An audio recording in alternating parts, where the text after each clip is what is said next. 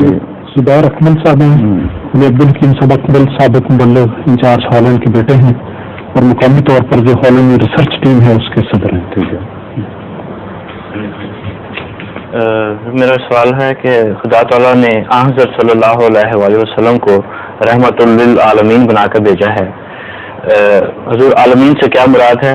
کیا زمین کے علاوہ اور کسی سیارے پر بھی مخلوق موجود ہے جس کا بھی حضرت صلی اللہ علیہ وسلم کو؟ عالمین کا لفظ پہلی دفعہ قرآن کریم میں استعمال ہوا ہے؟ کیا یہود کے متعلق یہ استعمال نہیں ہوا؟ بنی اسرائیل کے متعلق استعمال نہیں ہوا کہ ہم نے ان کو عالمین پر فضیلت دی تھی؟ بتائیں.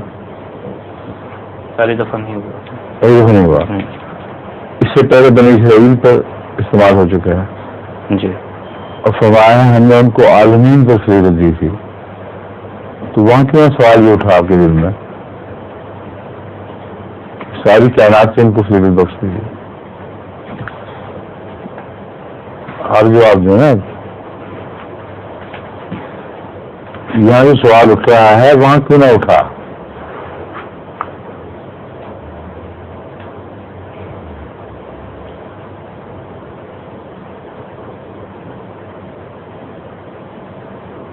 اور دوسری جگہ آپ یہ بھی کہتے ہیں قرآن کے حوالے سے ہی کہ وہ صرف بنی اسرائیل کے نبی صرف بنی اسرائیل ہی کے لیے تھے اور بنی اسرائیل اپنے علاقے اور قوم سے تعلق رکھتے تھے. ٹھیک ہے.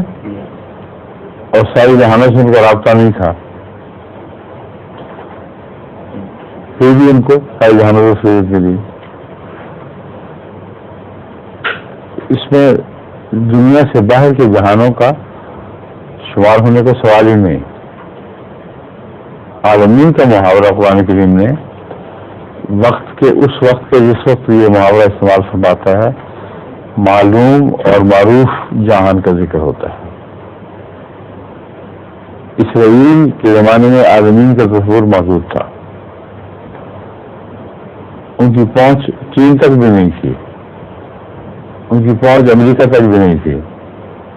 امریکہ تو دریافت نہیں ہوا تھا، اس لیے ان کے عالمین بھی چھوٹے تھے. لیکن حضرت صلی اللہ علیہ وسلم کے زمانے میں جو ابھی جاری ہے ساری زمینیں دریافت ہو گئی. ارض و مدت زمین پھیلائی گئی، زمین کیوں پھیلائی گئی مگر مطلب ہے کہ زمین کہ وہ اس سے علم میں آگے جو پڑے نہیں تھے تو گویا زمین بڑھ گئی اور پھیلا دی گئی. یہ وہ زمانہ ہے جس میں عالمین کا تصور بڑھ گیا ہے. ٹھیک ہے. اور جن عالمین سے تعلق ہوگا انہی عالمین پہ شریعت چلے گی، جن پر جن کا تعلق نہیں ہے ان پہ کیسے شریعت چل جائے گی؟ ٹھیک ہے نا.